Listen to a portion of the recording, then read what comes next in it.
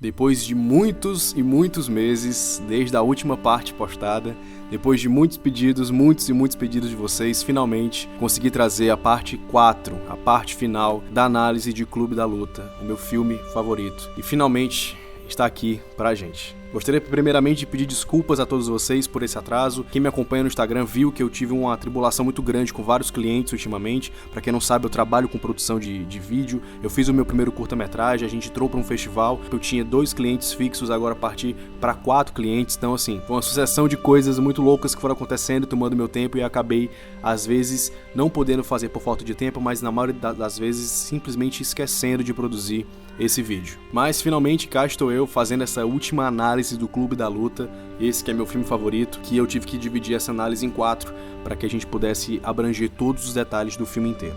Após o narrador acordar, ele sempre pergunta para todo mundo envolvido no Projeto Mayhem onde é que está o Tyler, e todos eles respondem para ele falando que não é permitido fazer perguntas e que essa é a primeira regra do projeto. É muito interessante você assistir todo esse ato do filme já sabendo que o narrador e o Tyler Durden são a mesma pessoa, e tentar imaginar como todos os seus seguidores se sentiam sempre que o Tyler perguntava onde é que estava o Tyler. Mas isso também é interessante para analisarmos o que o filme realmente quer nos falar, que no caso é a minha interpretação do filme. Segura aí que já já a gente vai voltar nesse ponto. Quando o narrador, após a morte de Bob, diz para os participantes do projeto que o seu nome era Robert Paulson, todos começam a repeti-lo incessantemente, como se estivessem bradando uma oração em uma igreja. Isso é muito importante para a gente entender o que o filme realmente quer falar. O narrador começa a conversar com desconhecidos por onde vai. Em determinado momento, ele está em um bar e, após o barman dizer que não pode ajudá-lo, ele o chama de senhor.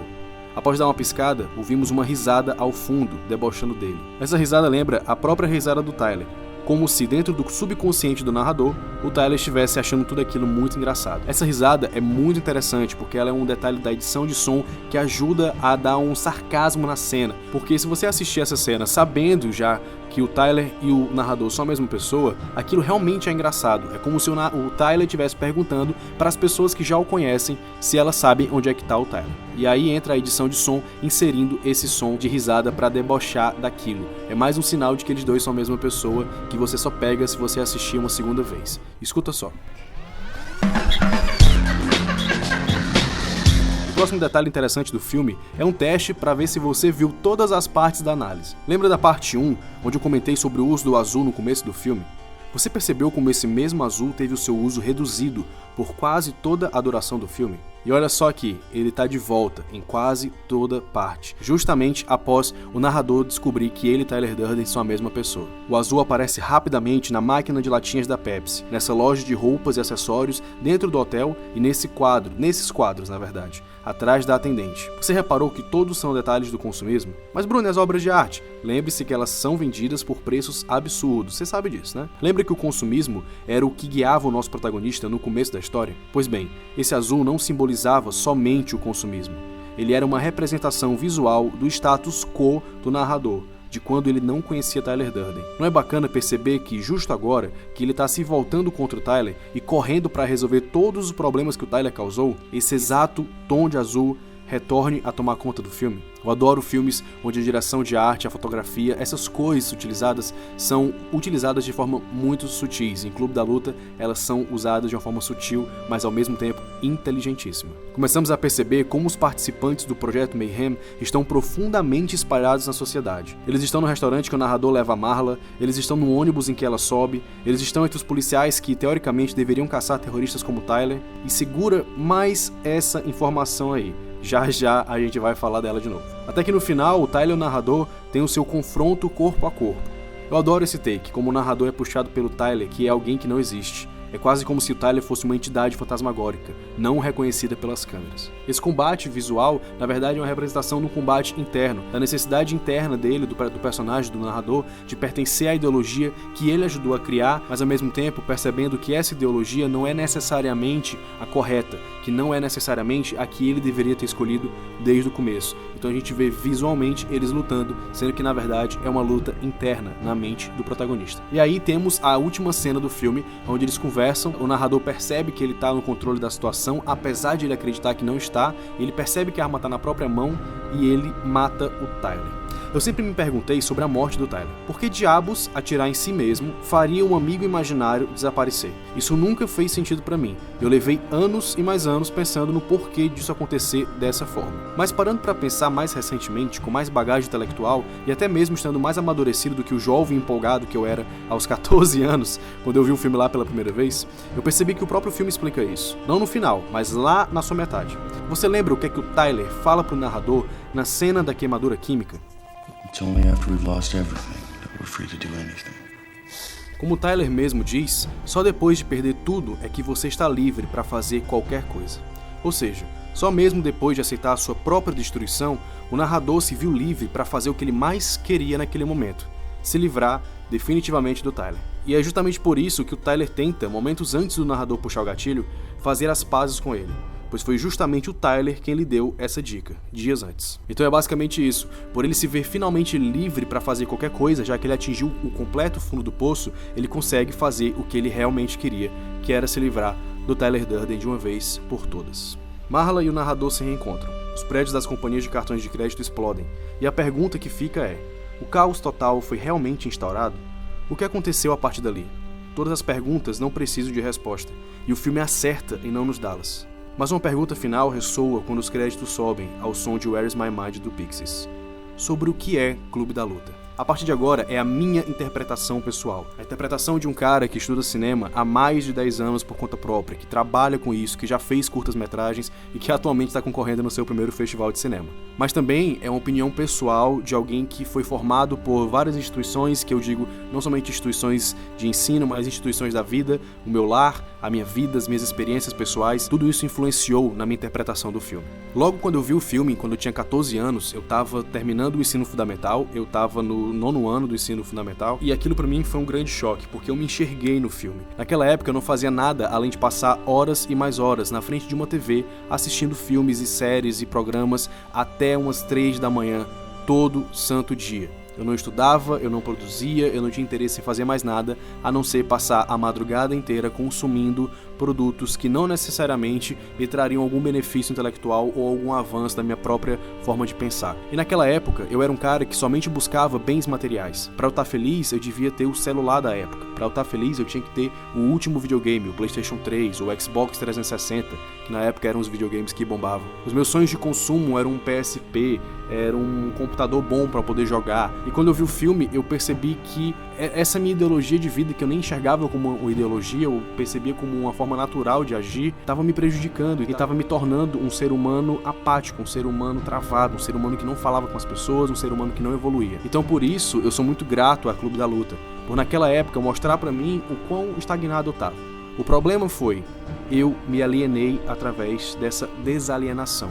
E é sobre isso que o filme fala. Naquela época eu achava que todo mundo que eu via ao meu redor consumindo alguma coisa, tendo a necessidade de comprar um celular, a necessidade de comprar alguma coisa, de ter objetos pessoais, aquilo eu enxergava como uma coisa idiota e eu automaticamente me sentia superior àquelas pessoas e criava uma ojeriza a elas, não me importando com quem elas eram, com o que elas já tinham feito de bom pra mim, nosso relacionamento. Eu me tornei uma pessoa até mesmo repulsiva por conta disso. Eu comecei a buscar cada vez mais acumular intelectualidade pra mim, então eu comecei a ver todos os filmes que eu podia e eu me sentia um grande intelectual, sendo que eu tinha somente 15 anos de idade. É a grande questão da inocência da adolescência, né? Você sempre acha que sabe de tudo, que entende de tudo, sendo que você não entende de absolutamente nada. Então naquela época eu achava que o filme era sobre isso, era sobre você abrir os olhos e você enxergar o mundo como um local que você tem que deturpar e apontar o dedo na cara das pessoas e mostrar que elas estão erradas, mas o filme não é sobre isso.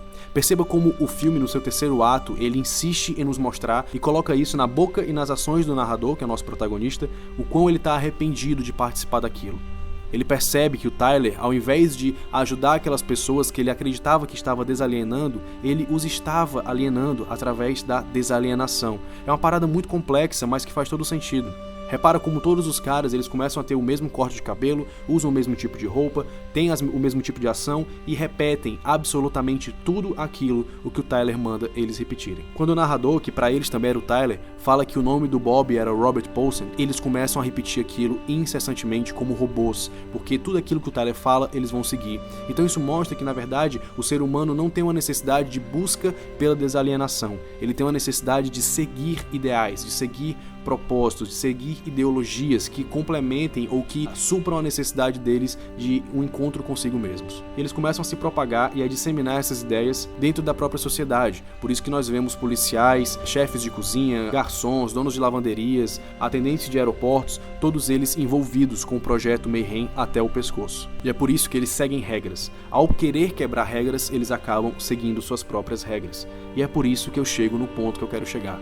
Esse filme é sobre o mundo real e principalmente sobre o Brasil nos dias de hoje. Nós temos pessoas que estão seguindo ideologias muito ferozmente e seguindo a representação de um mito que eles criaram e já estão justificando atitudes completamente erradas através dessa ideologia. Eles realmente acreditam que não estão se alienando. Mas eu também não falo isso somente para os votantes do Bolsonaro. Também estão tendo casos de violência da parte da esquerda e a gente não pode ignorar isso. O Clube da Luta não fala sobre a direita, ele fala sobre a direita e a esquerda, o centro, sobre todos nós. Como todos nós estamos aptos a nos alienarmos através da desalienação. E a gente precisa tomar muito cuidado e sempre questionar tudo aquilo que a gente está vendo, até mesmo aquelas coisas que nós recebemos de quem nós confiamos, até mesmo informações nas quais nós já acreditamos e confiamos. Nós temos que questionar, nós não podemos seguir ideologias, seguir regras após quebrar regras. Eu acredito que é justamente sobre isso que o Clube da Luta fala. Ele mostra que a desalienação pode alienar e a gente tem que tomar muito cuidado com isso, porque isso pode acabar com a nossa vida e com a vida de muita gente ao nosso redor. E é por isso também que eu acho que esse vídeo está saindo numa época muito correta. A gente está vivenciando uma polarização muito forte que não pode mais acontecer. A gente agora tem que se unir para pensar e produzir para um Brasil melhor. E, por que não, por um mundo melhor. Então pensa um pouquinho, se hoje você enxerga o seu político, independente de quem seja, como um mito, pensa um pouquinho, vê as ações dele, questiona o que ele tem dito, questiona as ações dele, por mais que sejam ações bacanas, questiona, tenta ver uma motivação que o leva a fazer aquilo, questione tudo o que ele faz de errado, cobre dele, faça dele não o seu político de estimação, como muitos bradam do lado da direita, mas sim como o seu funcionário, e não use isso somente na política, use isso ao seu redor. Questione as pessoas, converse com elas, mas também aprenda a ouvir. Recentemente eu tive uma discussão com um amigo da minha namorada e eu fiquei muito estressado porque ele não me deixava falar. Eu ouvi tudo aquilo que ele tinha para me dizer, estava falando sobre um filme.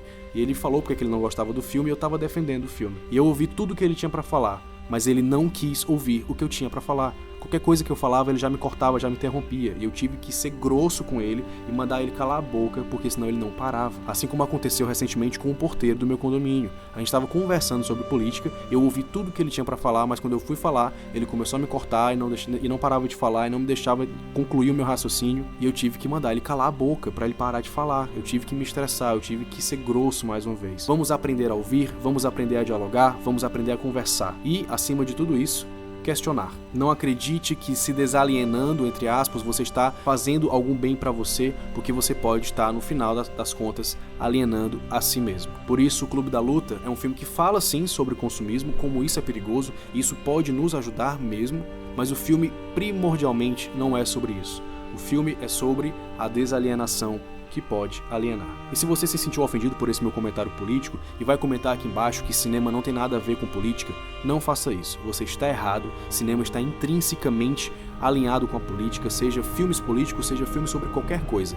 Arte é política, nem sempre, mas também é. E eu acredito que quando um filme fala sobre seres humanos, sobre relacionamentos, não somente de relacionamentos amorosos ou familiares, mas relacionamentos de uma forma geral, ele está falando sobre política, porque política é absolutamente tudo, mas principalmente a relação entre as pessoas. Então é isso, finalmente temos a nossa parte 4, eu finalmente consegui expor aquilo que eu acredito que Clube da Luta significa, aquilo que ele representa pra mim, e mostrei aqui pra você o porquê que esse filme é o meu filme favorito. E eu acredito que eu não falei nem um décimo do que o filme realmente proporciona.